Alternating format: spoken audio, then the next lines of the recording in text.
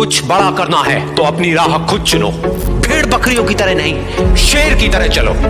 कितना भी कठिन हो रास्ता, हर हाल में आगे बढ़ो। ये दुनिया तुम्हें डराएगी, सताएगी, रुलाएगी, हर रोज एक नया रूप दिखाएगी। पर जिस दिन तुम अपनी मंजिल को पाओगे, तब यही दुनिया नाम तुम्हारा जपते जपते पीछे पीछे आएगी। बड़ी से बड़ी रुकावट को समझदारी से पार करो। अपने अंदर की कमजोरी पर पूरी ताकत से वार करो। छोटी पड़ जाए हर एक चुनौती, ऐसी